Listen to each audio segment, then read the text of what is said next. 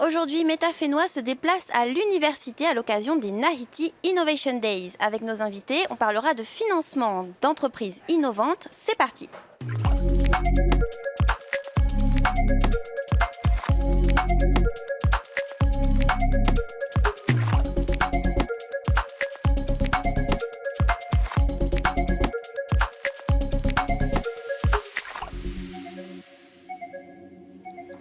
Et on accueille tout d'abord Nicolas Laurent, qui est le directeur d'Invest in Pacific, la première plateforme d'investissement participatif de Polynésie. Bonjour. Yorana Manon. Alors via ta plateforme, on a par exemple la startup Speak Tahiti qui a levé plusieurs millions. Donc pour ceux qui ne vous connaissent pas, comment ça fonctionne Invest in Pacific? Invest in Pacific, en effet, c'est la première plateforme d'investissement participatif qui a un agrément de l'autorité des marchés financiers, donc du gendarme de la bourse, qui est basé à Paris, dont le siège social, Invest in Pacific, soit basé dans les Outre-mer. Il y a à peu près une soixantaine d'entreprises en France qui font ce métier, mais la seule qui ait son siège social basé dans les Outre-mer, c'est Invest in Pacific. Speak Tahiti, en fait, cette start-up, à un moment donné, elle avait besoin de capitaux. Elle est venue nous rencontrer et nous, on lui a permis de se mettre en relation avec des investisseurs polynésiens qui voulaient, eux, placer leur argent dans des entreprises locales. Notre métier, c'est vraiment ça, c'est faire le lien entre les entrepreneurs des Outre-mer qui cherchent des capitaux et les épargnants des Outre-mer qui, eux, souhaitent placer leur argent localement.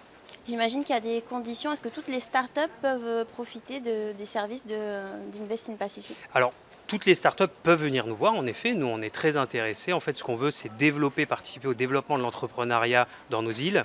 Maintenant, il est important en fait, que ces startups, elles aient une vision, elles ont un plan, elles ont un projet qui soit fort, structuré.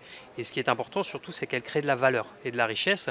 Parce que l'objectif, c'est pas de faire du don, c'est pas de faire en fait de l'humanitaire, c'est vraiment d'aller chercher des projets qui vont avoir un impact cohérent sur nos économies, mais qui vont générer du revenu et de l'emploi sur nos territoires.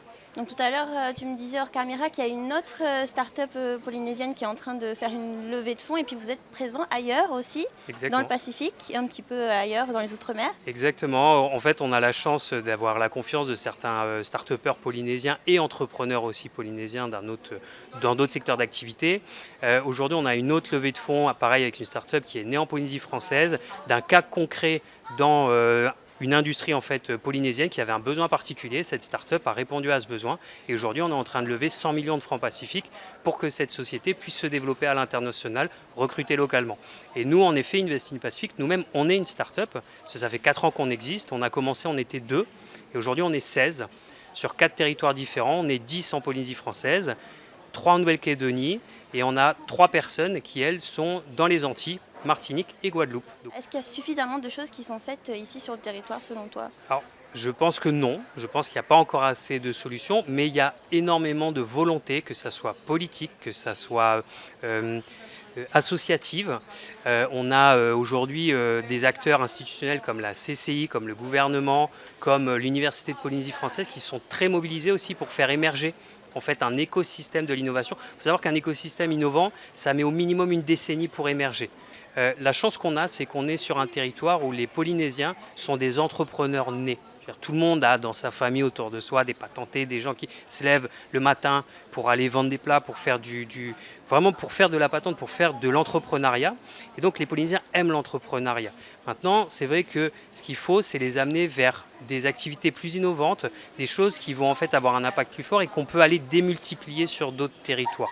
On n'est pas la solution miracle, mais on est une solution qui permet à des start-upers polynésiens d'émerger. Ça, c'est vraiment notre plaisir et notre succès, c'est d'avoir permis à des sociétés comme Speak Tahiti d'émerger. Et on espère en fait en avoir beaucoup d'autres qui vont suivre ce chemin. Merci Nicolas pour ces réponses. Merci Manon. Et on laisse la place maintenant à un enfant du Fénois. Il s'appelle Florent Malbranche. Il a créé l'application Brigade. Elle permet à des secteurs en tension comme la santé ou la restauration de mieux recruter. Yorana. Bonjour Manon, Yorana. Alors tu as grandi ici et tu reviens régulièrement un petit peu partager ton expérience. Donc pour Brigade, tu as levé au total 50 millions d'euros, soit près de 6 milliards de francs.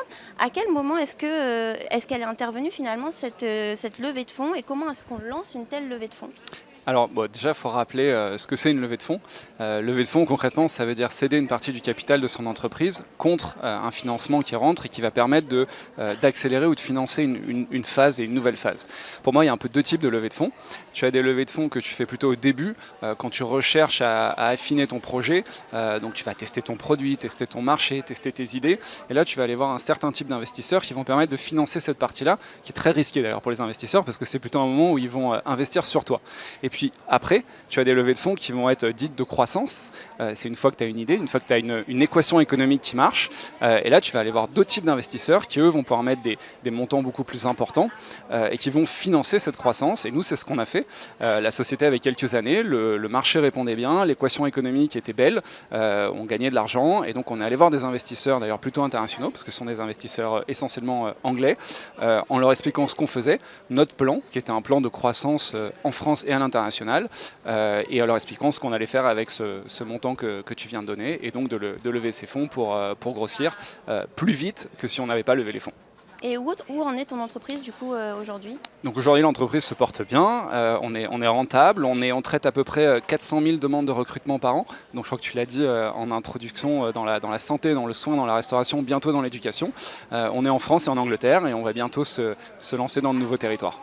Qu'est-ce que tu as envie de partager aujourd'hui au Nahiti Innovation Days? Alors quand je viens ici, c'est vrai que ça fait à peu près 4-5 ans que je viens accompagner régulièrement des projets. Il y a un peu deux choses.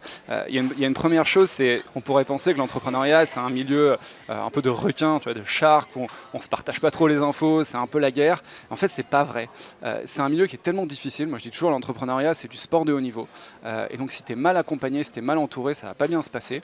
Et donc, généralement, les entrepreneurs entre eux partagent beaucoup. Et moi, j'ai eu la chance de recevoir des centaines et des centaines de conseils de la part de mes pairs. Donc aujourd'hui, j'ai envie de rendre. Et en fait, d'une certaine façon, rendre, c'est jamais gratuit. Parce qu'à chaque fois que je le fais, j'apprends quelque chose. Et le deuxième pan, qui fait que j'aime bien venir ici pour le faire, c'est le fait que ce soit ici. C'est un territoire qui m'est cher. C'est un territoire qui a des contraintes énormes, qui a des contraintes géographiques qui sont absolument évidentes, qui a des enjeux sur l'alimentation, sur l'énergie et autres. Et j'ai envie de voir ces contraintes sous forme d'opportunités.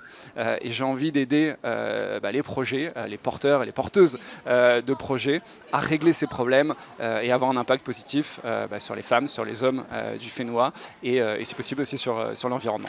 Est-ce que tu as rencontré des gens avec qui potentiellement tu pourrais travailler, avoir des collaborations, des gens d'ici, des start-upers d'ici? Ouais, j'ai même investi dans une start-up ici, Ireo, la start-up de Heura, que tu connais bien, je crois. Et puis après, j'accompagne régulièrement des start-up comme Hello Scout, qui est bien connu, comme Foodies, je crois que je vais voir après. Et puis tous les projets qui se rapprochent de moi. Et c'est toujours un plaisir, parce qu'en plus, comme je disais, dans un environnement un peu particulier, je trouve ça super intéressant de voir comment ils abordent les problématiques qui s'opposent à eux, qui sont différentes des miennes quand je suis de retour à Paris. Et donc ça permet d'enrichir les discussions et pour eux et pour moi. Écoute, merci beaucoup d'avoir accepté mon invitation aujourd'hui. Merci Manon. Et avant de se quitter, on va faire un petit tour du côté de l'actualité technologique à l'international. Une chaîne de télévision française piégée par l'IA. À l'occasion d'un reportage sur le film Superman Legacy, le JT de France 2 a diffusé des images trouvées sur YouTube. Problème, il ne s'agissait pas d'une bande-annonce officielle, mais d'images générées par l'intelligence artificielle. Il s'appelle Tron One. Ce robot bipède inspiré de l'univers Star Wars fait sensation. Destiné principalement aux ingénieurs, il est capable de marcher, sauter et même monter des escaliers. Merci à tous d'avoir suivi ce numéro un peu spécial de Méta Fénois. On se donne rendez-vous la semaine prochaine. En attendant, restez connectés.